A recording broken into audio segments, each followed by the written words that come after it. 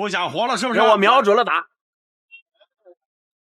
眼前这个男人曾把方便大腿踢瘸，就这还不算完，还顺手把降龙罗汉白敬斌的手臂踢断。白敬斌忍着剧痛打完了整场比赛。这家伙总共击败了8位中国选手，其中3位都未能逃脱手臂被踢断的命运，剩余5位不是被爆头 KO 就是被踢断大腿送进了医院。至此，这家伙被称为是手臂终结者和 KO 大王。他叫卡尔，来自瑞典，他的身体硬度堪比黑曜石，打出的拳脚进攻更是犀利无比，曾徒手把一个香蕉树踢断，实施的腿法就像是大砍刀一样锋利，倒在他腿下的世界冠军不下少数。就在卡尔即将威胁到中国拳坛的时候，中国小将谭晓峰冲上了擂台。他常年训练泰拳，在泰国打比赛，自身的身体硬度算是同级别选手当中最硬的那一个。泰拳出身的谭晓峰常年在国际拳坛打比赛，所以谭晓峰所迎战的对手基本上都是拳坛王者和各国的搏击精英。听闻中国拳坛有个黑色怪物横行霸道，谭晓峰不惜漂洋过海也要回到祖国的怀抱，是要好好惩罚一下这个所谓的黑色猛兽。话就不多说了，来让我们欣赏一下谭晓峰的精彩表现。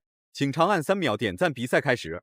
卡尔可是曾把方便踢瘸把白敬斌手臂踢断的选手，在大众眼里，卡尔就是一个不可磨灭的神。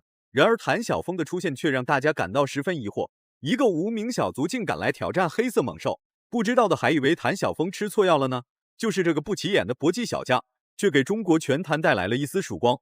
别看谭晓峰在中国拳坛名气不行，真要是到了国际拳坛，谭晓峰的知名度甚至堪比方便。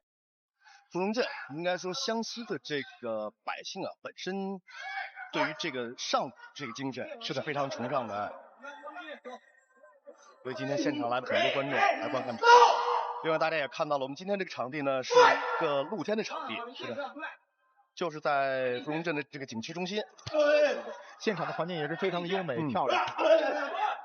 令我们感到庆幸的是啊，从昨天早晨开始不停的这个下着这个雨，到今天直播前终于停了。对，非常有。要不然呢？敢打敢拼的谭晓峰确实让观众眼前一亮，在对拼期间也能发挥出正常的训练水平。被放倒的卡尔这才意识到，谭晓峰并不是一个好惹的家伙。在中国征战1年的卡尔，则是在赛前不认识什么谭晓峰，只认识躺在医院治疗手臂的谭晓峰。表现中啊，也是非常的稳健。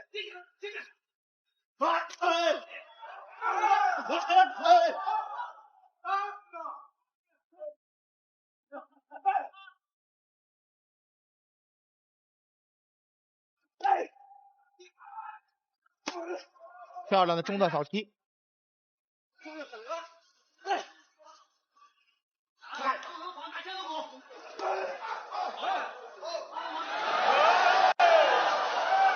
我们看到卡尔也是挑衅对手。谭晓峰的出拳出腿极其果断，要是卡尔想要反击，那么谭晓峰就会立即组织进攻继续猛压卡尔。2位都是泰拳手，为何差距这么大？那是因为卡尔要求出拳出腿的效率和命中率，然而谭晓峰则是要求出拳出腿的频率。卡尔是做了一系列的假动作来干扰谭晓峰，谭晓峰的低扫踢非常的重。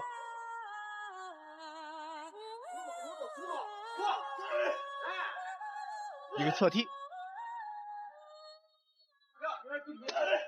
非常重，看谭晓峰的这个力量啊，爆发力也是非常的优秀。连续的拳腿组合，因为是主场作战呢，谭晓峰肯定是特别的兴奋，但是在兴奋的同时，希望他能保持自己的冷静战术。别看卡尔身高马大像个巨人，不过实施的扫踢貌似对谭晓峰不起作用。反观谭晓峰打起架来也是一点都不含糊，即便对手是一位杀人狂魔，谭晓峰依然是井条有序来与卡尔进行对抗。好，还能缓过来，但是大级别有可能就结束了。第2回合开始了，卡尔引以为傲的就是高位扫踢，令卡尔闻名于拳坛的招式也是扫踢，所以卡尔除了扫踢基本上无法对谭晓峰实施其他动作。不过所实施的扫踢命中率貌似不是很高，而且谭晓峰的躲闪能力也是极高，几乎不给卡尔实施扫踢的机会。尽管卡尔实施了扫踢动作，那也很难命中灵活的谭晓峰。是的，这样的一种出腿方式呢，是速度快，但是缺点是力量小。是的，这是就是欧洲选手和纯泰式的选手有区别的地方。对，所以说现在欧洲选手说的，他们都不是泰拳选手，说是这个踢拳选手。对，踢拳。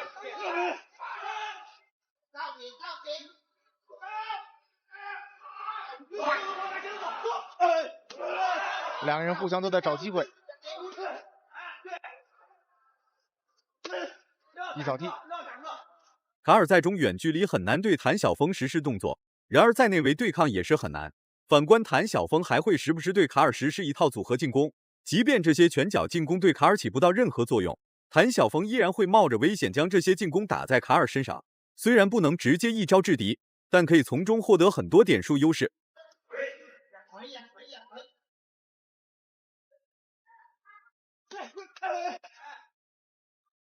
谭晓峰的牵手刺拳借机扫踢，这下也挺疼的。是的，马上揉了揉虎四头。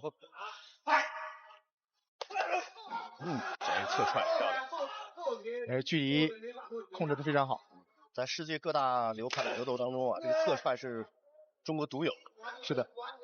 当然，随着这些年国际各种比赛的交流，人们都知道卡尔的扫踢很厉害，但大家都忽略了谭晓峰的扫踢。两人都是泰拳出身，凭什么只说卡尔的实力很强，谭晓峰的实力就很弱？面对卡尔所实施的扫踢和其他动作，谭晓峰每一次都能从容面对。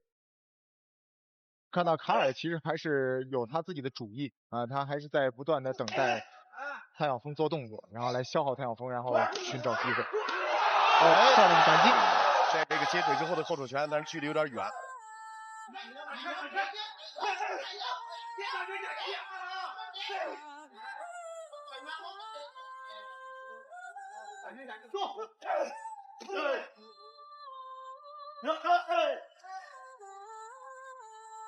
虽然谭晓峰的拳头没有实际性效果，但可以起到简单的压制性的作用。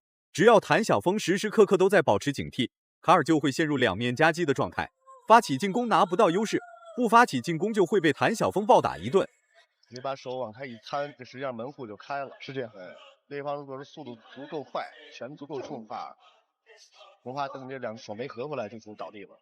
对，尤其是这些年我们发现，就是很多中国选手啊，其实在他们的基础体能这方面不比外国选手差，甚至有的时候在体能的基础这方面要比外国选手更优秀。对，非常友好的拥抱一下，这就是运动员特有的友谊啊。是的。第三回合开始了，深陷劣势的卡尔依然十分沉稳，并没有因为陷入劣势而焦急。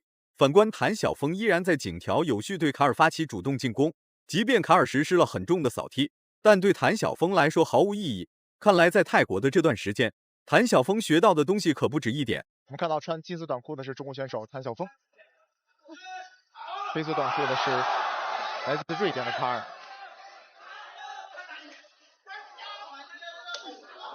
再次的低扫。其实这种低扫啊，力量都非常大。是的。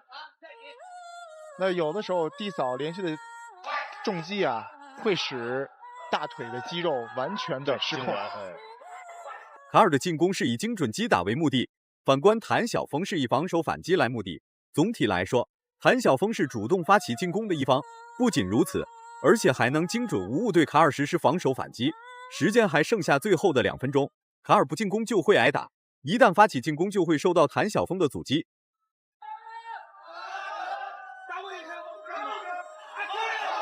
高扫击，卡尔要做一个超人拳。所以这个超人拳啊，这个距离是非常关键的。没有一个合适的空间和距离的话，这拳头基本上作用不大。是的，有时候更多的时候感觉超人拳作秀的成分更大。这个文博也是运动员出身，也打过很多年的搏击比赛，我想对这点应该有很深的认识。很多时候有一些卡尔所实施的这种打法获胜的几率非常渺茫，唯一占优势的就是重创谭晓峰的胳膊和大腿。谁料谭晓峰的胳膊和大腿非常坚硬，卡尔的进攻打在谭晓峰身上，对于谭晓峰来说就像是蚊子叮咬了一下。不过谭晓峰的进攻还不足以给卡尔制造威胁，只能起到一个最简单的限制作用。做自己的技巧的时候啊，其实也是同样的面临着非常大的风险。对，所以说大多数选手不是在自己特别明显的优势情况下是不会去秀技巧的。刚才谭晓峰又是一个高位的侧踢，再次的低扫。我们看到卡尔每次的拳进攻快，对，他每次进攻的时候，主要一个是他技术本身比较怪，再一个就是拳。时间还剩下最后的30秒，在比赛结束前，卡尔要是 KO 不了谭晓峰，那么卡尔获胜的几率将会变成0蛋。有效进攻没打多少，挨到的打却已经数不清了。这样的话你走一个弧线，肯定在时间上需要的时间更长，是这样，也给了对手阻截你的足够的机会。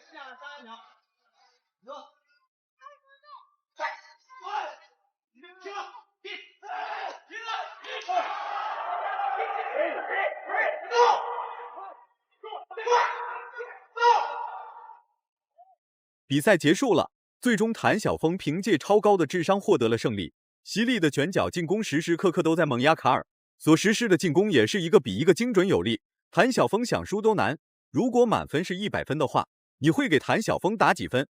视频到这就结束了，咱们下期不见不散。